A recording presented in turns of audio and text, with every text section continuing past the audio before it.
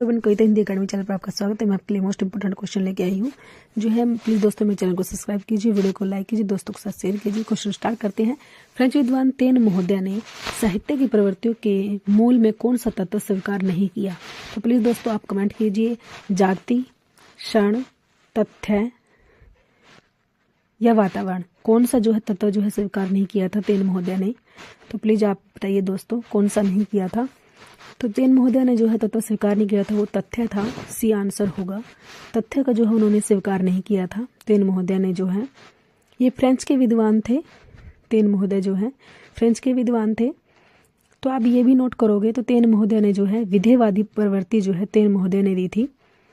विधेयवादी जो प्रवृत्ति जो है वो तेन महोदय ने दी थी। ये आप जो अच्छे से नोट करोगे।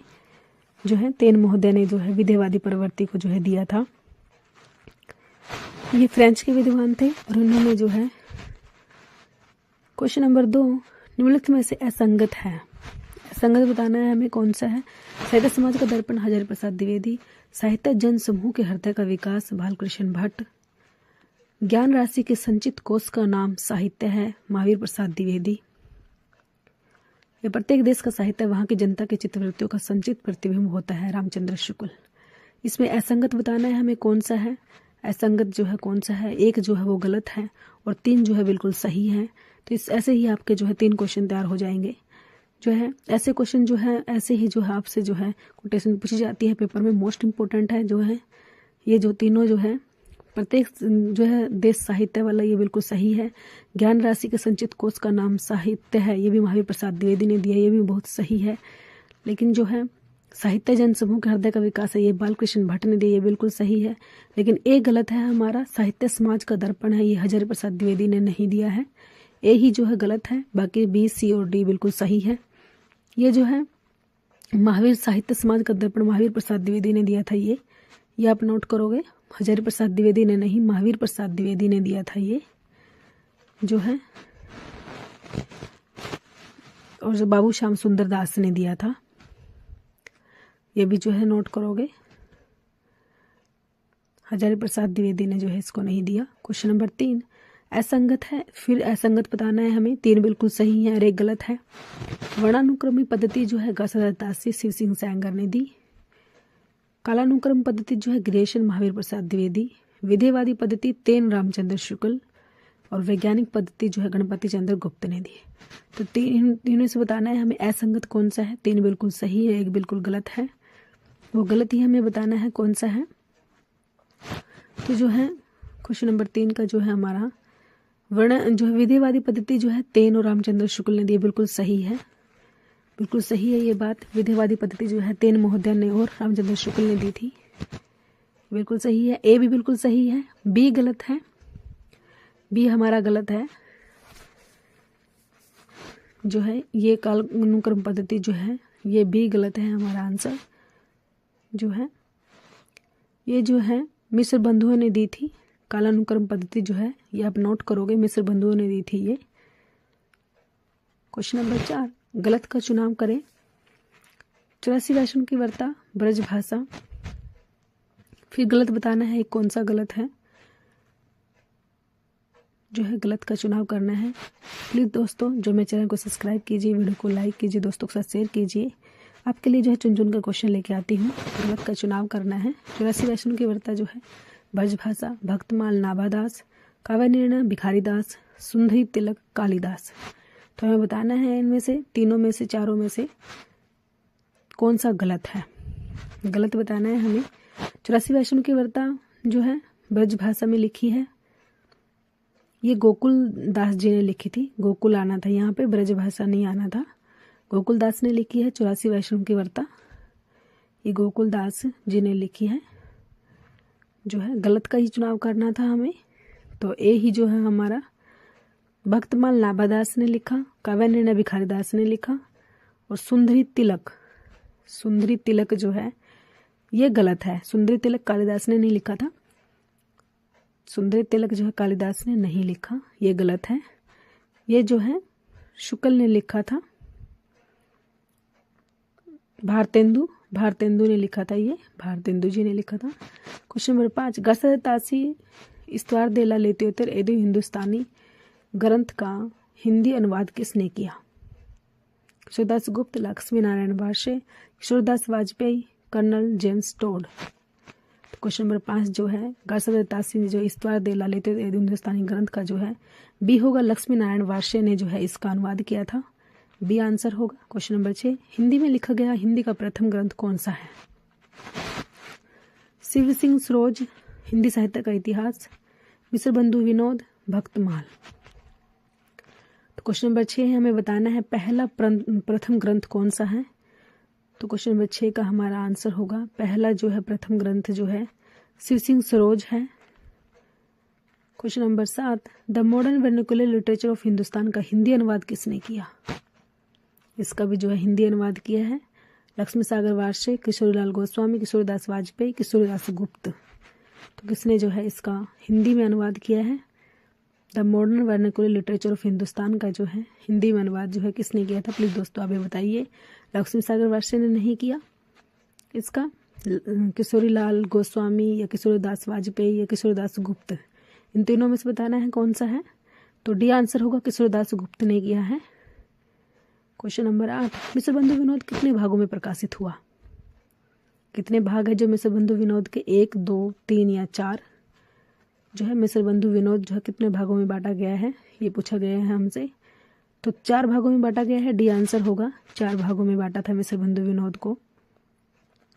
जो है पहले 3 भाग हैं वो जो है 1913 ईस्वी में, और जो चौथा भाग है वो 1934 ईस्वी में प्रकाशित हुआ था, ये भी नोट करोगे।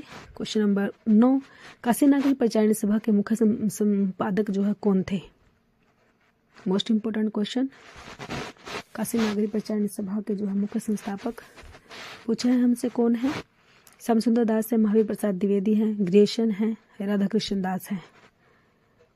तो इनमें से बताना है कौन से हैं। प्लीज़ दोस्तों आप भी कमेंट कीजिए कौन है जो काशी नागरिक परिचारिणी सभा के मुख्य संस्थापक। तो ए होगा, श्याम सुंदर दास जी हैं। क्वेश्चन नंबर 10 हिंदी शब्द सागर किसके मस्तिष्क की उपज थी? बाबू श्याम सुंदर दास के, रामचंद्र शुक्ल, रामचंद्र वर्मा, कृष्ण बिहारी मिश्र। हिंदी शब्द सागर जो है किसके मस्तिष्क की उपज थी? तो क्वेश्चन नंबर 10 का जो है वे होगा, बाबू श्याम सुंदर दास की जो है। क्वेश्चन नंबर 11 निम्नलिखित में से विधेयवादी पद्धति का प्रयोग किसने किया? विधेयवादी पद्धति शिव सिंह सैंगर, मिश्र बंधु, रामचंद्र शुक्ल या ग्रियर्सन। तो क्वेश्चन नंबर 11 का जो है हमारा विधेयवादी पद्धति बताना है हमें किसने प्रयोग किया था? तो सी होगा, रामचंद्र शुक्ल ने किया था। विधेयवादी पद्धति का प्रयोग जो है रामचंद्र शुक्ल जी ने किया था। क्वेश्चन नंबर 11 का जो है हमारा ये जो है 1940 ईस्वी में किया था, ये भी नोट करोगे। क्वेश्चन नंबर 12 है असंगत बताना है। असंगत हिंदी वीर काव्य टीकम सिंह तोमर, हिंदी साहित्य विमर्श महावीर प्रसाद द्विवेदी, हिंदी भाषा का उद्भव विकास उदय नारायण तिवारी, हिंदी साहित्य 20वीं शताब्दी नंदुलाल वाजपेयी। तो क्वेश्चन नंबर जो है 12 का हमें बताना है असंगत कौन सा है। इसमें 3 बिल्कुल सही है, तो बी हमारा जो है वो असंगत है, ये गलत है। जो है बी ही हमारा गलत है, ए सी और डी बिल्कुल सही है। जो है क्वेश्चन नंबर 12 का जो है बी हमारा गलत है। हिंदी वीर काव्य टीकम सिंह तोमर का ही है। हिंदी साहित्य विमर्श जो है विमर्श। क्वेश्चन नंबर 13 हिंदी साहित्य का इतिहास ग्रंथ में मदद करने वाले विद्वान केदारनाथ सिंह, केदारनाथ पाठक, केदारनाथ अग्रवाल, रामचंद्र शुक्ल। क्वेश्चन नंबर 13 जो है ये बताना है हमें कौन है मदद करने वाले विद्वान जो है। क्वेश्चन नंबर 13 का हिंदी साहित्य बी होगा, केदारनाथ पाठक है। क्वेश्चन नंबर 14 भारत का लोकनायक वही हो सकता है जो समन्वय कर सके। मोस्ट इंपोर्टेंट क्वेश्चन, पेपर में बार बार आता है ये क्वेश्चन। तो किसका है ये कथन? तुलसीदास, रामचंद्र शुक्ल, हजारी प्रसाद द्विवेदी, ग्रियर्सन। तो हमें बताना है क्वेश्चन नंबर 14 का भारत का लोकनायक वही हो सकता है जो समन्वय कर सके। तो क्वेश्चन नंबर 14 का हमारा आंसर होगा जो ये है, ये कथन जो है तुलसीदास जी के बारे में है। ये कथन हजारी प्रसाद द्विवेदी ने कहा है। क्वेश्चन नंबर 15, हिंदी साहित्य का वास्तविक आरंभ भक्ति काल से होता है। कथन है हजारी प्रसाद द्विवेदी, रामचंद्र शुक्ल, रामकर वर्मा, गिरीशन। तो क्वेश्चन नंबर 15 जो है हमारा कथन किसका है ये बताना है हमें। ए होगा हजारी प्रसाद द्विवेदी का है। क्वेश्चन नंबर 16, मिश्र बंधुओं ने इतिहास की शुरुआत मानी है। तो किससे मानी है उन्होंने इतिहास की शुरुआत? 700 ईस्वी से, 643 ईस्वी से, 713 ईस्वी से, 669 ईस्वी से। क्वेश्चन नंबर 16 जो है मिश्र बंधुओं ने इतिहास की शुरुआत मानी है। किससे मानी है? मोस्ट इंपॉर्टेंट क्वेश्चन है। मिश्र बंधुओं ने जो है 700 ईस्वी से मानी है, जो है 700 ईस्वी से मानी है उन्होंने। सममत में 57 घटा देते हैं तो 57 643 आ जाएगा। 700 ईस्वी से ईस्वी में जो है। क्वेश्चन नंबर 17, असंगत है। हिंदी साहित्य का आलोचनात्मक इतिहास 1938, हिंदी साहित्य का वैज्ञानिक इतिहास 1965, हिंदी साहित्य का आधा इतिहास 1970, हिंदी साहित्य की भूमिका 1940 ईस्वी। तो असंगत बताना है कौन सा जो है, कौन सी रचना जो है असंगत है इसमें।